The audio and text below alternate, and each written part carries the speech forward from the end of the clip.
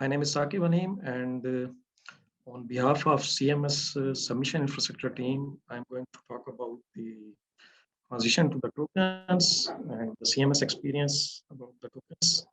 So this will be my outline. I will briefly talk about the CMS infrastructure overview because my colleague has already explained very well in the detail in the previous talk. So I will just give a quick recap of submission infrastructure, and then I'll talk about the transition status from GSI to tokens, ID token implementation, site tokens, and then conclusion and next steps. So this is the quick overview of the complex infrastructure of the CMS submission infrastructure. This has been evolved over the years, and now we are running a multiple federated pools with extensive use of locking. We have a number of specialized SCITOKENs which have different roles based on the job and workflow types. And the pool is running with more than 350 CPU cores. We are running more than 200K jobs. 50 plus SCITOKENs are there in the pool. And the whole setup is redundant, which provides the high availability of the services.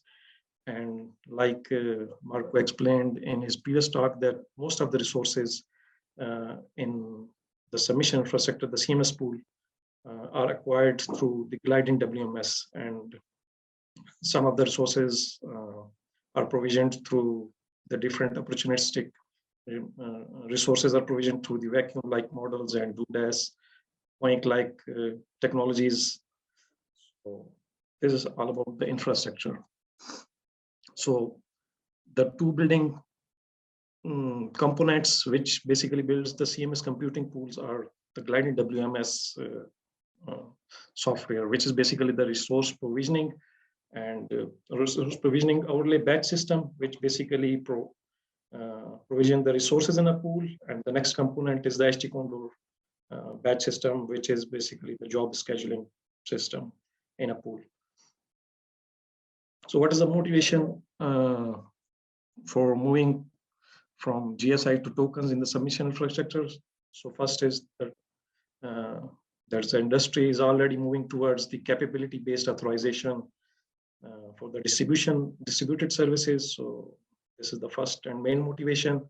So instead of relying on the single identity, we should have the system with the capabilities, which should present the capabilities, and capability-based authorization is much flexible system.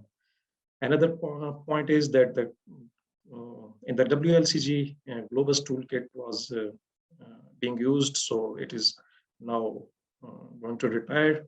It's retired basically. So this is another motivation for moving towards the tokens. And we are also bound to move towards the tokens just because we need to follow the WLCG timeline. We need to go with their own WLCG milestones. And the other aspects are that the HT Condor software release is also going to remove the GSI support.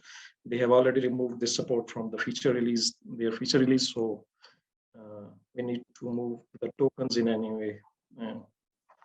So this is basically the diagram which represents the components which are in the submission CMS, which exists in the CMS global pool. So we have the CRAB task workers, which are basically the remote submission tools. We have the SCITOKENs, CCVs, collectors, SRDs. And apart from that, there are two main important components from the gliding WMS, that is the gliding WMS front end and the factories. So these components basically communicates with each other, and thus they require the authentication in order to communicate with each other, and the desire and the appropriate authorization. So we are using ID token authentication between different internal components of this global pool. I will talk about later about each technology implementation, and the factories and the sites, remote sites communicate. And the job submission the authentication for the job submission is basically done through the site token authentication mechanism. let's talk about the ID tokens. So our whole infrastructure is already using ID token as a preferred authentication method, which we basically use for communication between different daemons, different components of the infrastructure. As you can see in the diagram, the CRAB task worker communicates with the SCADI, and it requires the write permission in order to write into the SCADI. So we are using the ID tokens with that authorization levels. Similarly, for the SCADI to collector communication, we are using the tokens with their relevant capabilities, the authorization level. Similarly, the gliding WMS front end also advertises its ads to the collector, so it requires the daemon level access, and it sends the advertisements to the factories as well. So it is also using the ID tokens for communication with the collectors and the gliding WMS factories, and it also uses the ID token authentication in order to communicate with the SCADIs as well. As of today, 96% of our pilots, the remote stardies, are using ID tokens, and some fraction of the pilots are falling back to the GSI due to the token expiration, which we will fix very soon, because we need to just extend the token life, ID token life. I mean, the ID token life should be at least higher than the stardy life. So all the tokens are, like I said, are created based on the need and authorization capabilities, and with a limited lifetime. For example, from front end to, from stardies to collector, we generate a token with a limited lifetime, so it expires after a certain amount. So this is a important one of the important area where how the stardy uses the ID token in order to communicate with the pool collector. So basically, the same signing key is placed on the both front end, gliding WMS front end, and the collector. And front end basically generates the ID token for each site. It automatically generates the ID token for each site, and then this ID token is transferred to the factory, and then C, and then ultimately to the worker node, which uses that ID token, and it is used to connect back to the collector. So the trust domains in our infrastructure, we have created different trust domains. For example, the global and the sun pool. These are both flock pools, so these have been separated with the different trust domains. Similarly, the external SCADIs are beyond our control, so they also exist in a different trust domain.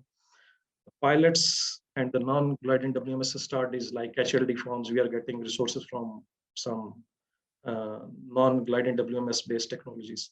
So they also exist in a separate trust domains. So what I mean from trust domain is that each trust domain has its own signing key. So it means that if the components are in the same trust domain, they will be sharing the same signing key.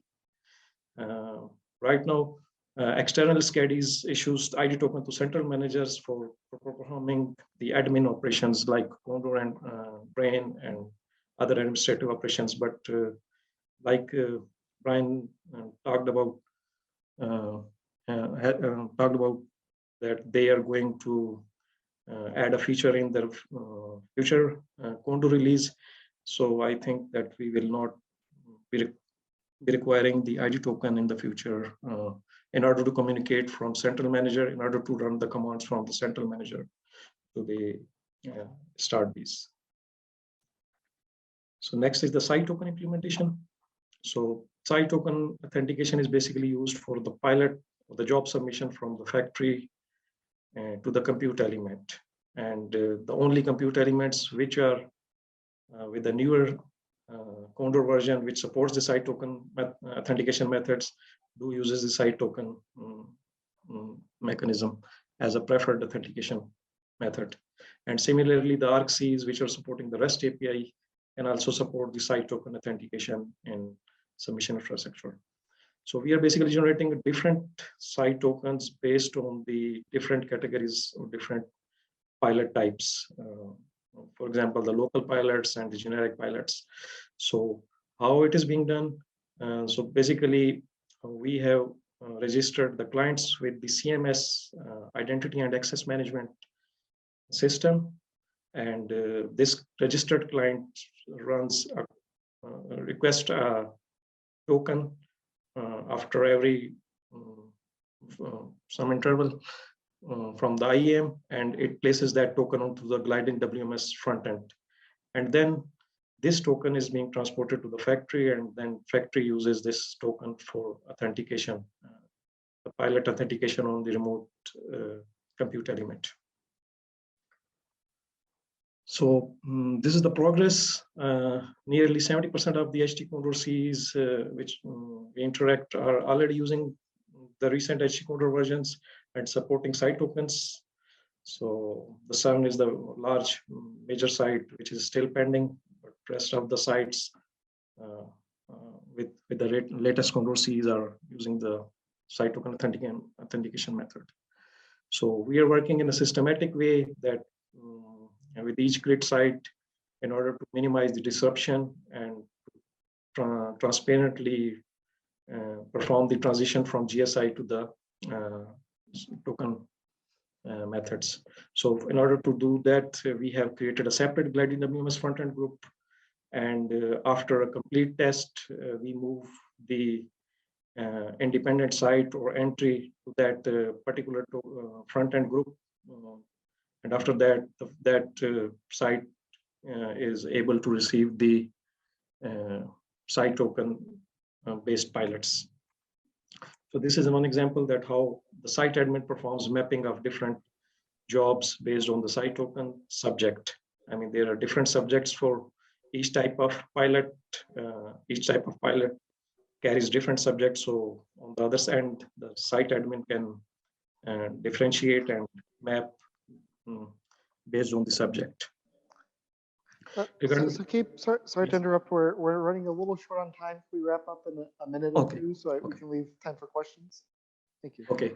So in case of ArcC, 1/3 of our total sites are already are using the ArcC, and we are continuously testing the ArcC and site token authentication with REST interface, and this is already ongoing with this, for example, this Rome site, and the 74% of the sites are being successfully tested with this ArcC REST interface. So this is the summary how different components in our submission infrastructure communicates with each other, and they are using the tokens. So you can see the yellow part is using the ID tokens, and the blue part represents the site token implementation from factory to the CE. So just to conclude that in our infrastructure is already using and fully switched to the ID tokens with right now with fallback to the GSI. So we have no dependency on the external components. I mean, Argos, Globus toolkits, and so on. So we have already implemented a Condor feature release in the CMS ITB, which does not support the GSI, and it is running fine with all of the same configurations. So sooner we will be deploying the same, and we will remove the dependency GSI authentication method from our production tools. On the site token side, we are still working with the WLCC sites for the seamless transition to the site token transitions. So it is also ongoing. So in the last, as always, we thank the HT Condor development team for their continued support and their help over the last couple of years, and their some excellent model of partnership. So thanks. Right, thank you.